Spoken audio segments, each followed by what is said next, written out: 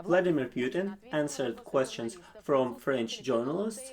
He has commented on the most pressing international issues, including the relations between Moscow, Paris, and Washington. The interview took place yesterday late at night after a meeting of the Council on Development of Sports. The president has given the interview on the fly, but all the answers were rather all-encompassing. The French journalist asks, Mr. President, could you explain to us why did you cancel your visit to Paris? It's simple. The plan was that we have an opening ceremony for a religious, cultural Russian center that was built in Paris, but we were told that now is not a time for joint official ceremonies. So there was some misunderstanding, over Syria, over Aleppo. So we're always open for consultation and dialogue, of course. The journalist asks that the idea was to discuss the situation in Syria, and you refused to do it. No.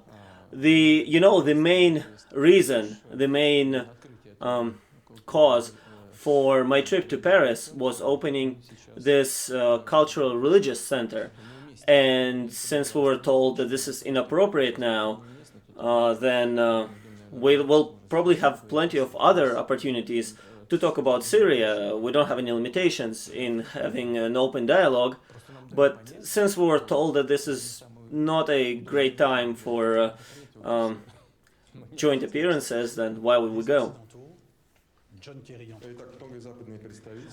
The journalist asks that the Western representatives, such as John Kerry and including even Holland, they are giving rather sharp rhetoric on the Russian actions in Syria, about bombing, civilian infrastructure, even hospitals. They've been calling it war crimes. So what can you say about that? I would say that this is merely political rhetoric, which doesn't reflect the realities of what is happening. I will explain why. I am deeply convinced that the situation in the Middle East and in Syria specifically was in a large part caused by our Western partners, including primarily US and leading European countries as their allies.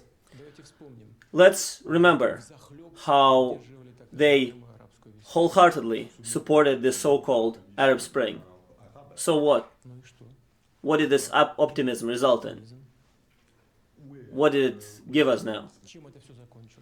Let's remember what Libya or Iraq looked like before these states were destroyed, or at least their government structures were destroyed in a series of actions of our Western partners. Of course, those states were no examples of democracy in today's understanding of the term, and we probably should have tried to change the nature of their society, the nature of their government, but at least there was no terrorism there. And these territories were not a threat for Paris, for Nice, for US, for Russia. And now they are a source of terrorism. Our goal is to prevent the same thing happening in Syria. I know that you're going to ask me about refugees. I think that that's you wanted to ask. But even if not, I will still answer it. Let's remember that the problem of refugees started long before Russia has started its campaign of trying to stabilize the situation in Syria.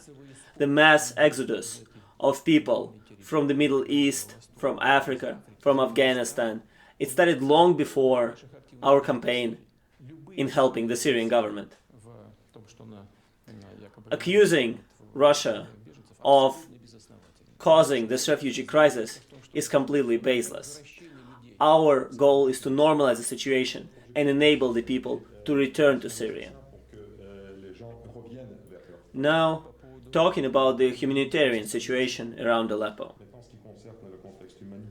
Did we all forget an airstrike by the American aviation in Afghanistan against a hospital where members of Doctors Without Borders died? Airstrikes against weddings in Afghanistan or Yemen, when just now Saudis bombed a funeral, killed 170 people in one moment, and injured at least 500. Innocents suffer. But we can't allow terrorism, we can't allow terrorists to use civilians as a human shield. We can't allow them to hold the world hostage by simply taking prisoners and killing them. If we want to stop terrorism, we need to fight them. We don't need to negotiate with them. We don't need to bend to their will. The correspondent asks that people who you call terrorists or insurgents are not the same people who attacked us.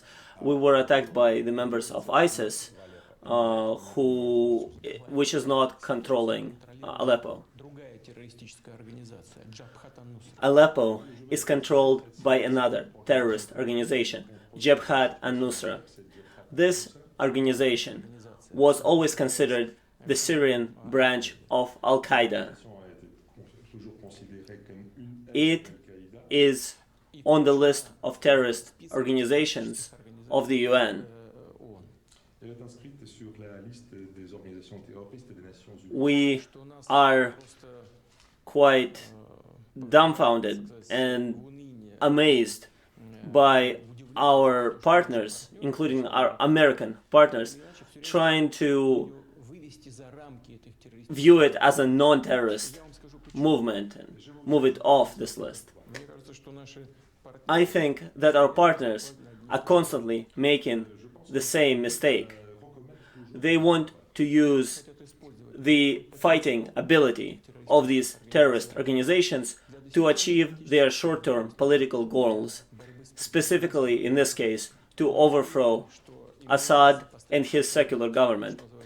They don't understand that they will not be able to control these people later and force them to do their bidding once they win. We have long negotiated with Americans to separate Jabhat al-Nusra and other extremist organizations from moderate opposition. And they agree with us that this needs to be done. Moreover, we even agree on specific timetables for this. Nothing gets done. Month after month. Just recently, we agreed that we would have a ceasefire.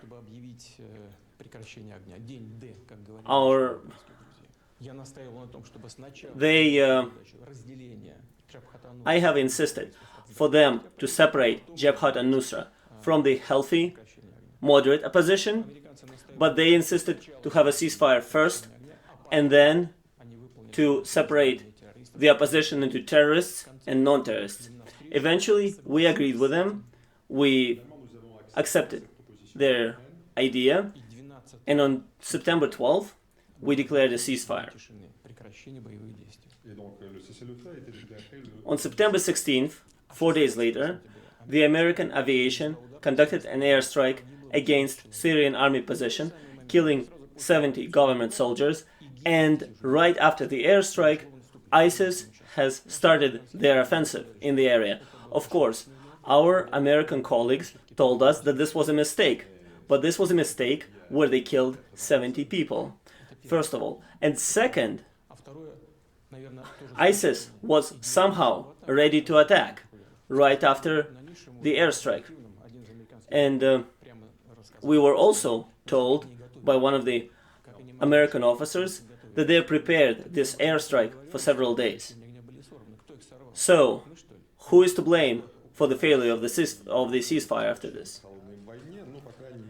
The correspondent asks that there's an American, Donald Trump, who likes you, so what do you think about Donald Trump? We like all Americans. Americans are a great nation. Of course, it's easier to work with those who want to be reasonable, who want to talk to us. So, if he says that he wants to work together with us, that's great, as long as we can have a mutually beneficial relationship, as long as we can have honesty. That's all we ask. So, let's come back to Aleppo. We keep talking about humanitarian aid. Everybody keeps talking to us about the need to deliver humanitarian aid there. And we don't need to be convinced. We also think that humanitarian aid needs to be delivered to the population. But how can this be done? There's only one road by which humanitarian aid can be delivered. On one side of the road, there's the government troops. On the other side, there are insurgents. We know there was a strike on one of these columns already. So we keep talking about making this road a safe zone, moving the troops back from both sides, and everybody agrees to this. Moreover, this even gets written down in agreements. But then, nothing gets done from the side of our partners. I don't know if they can't move insurgents back or won't move insurgents back, but they don't do any of it. So they give us a very unusual offer. They offer that our military, Russian soldiers, would guard the road and make it safe. Our military agreed to this. But I think it's best to do it together with Americans. We offer them to work together on this. They refused right away.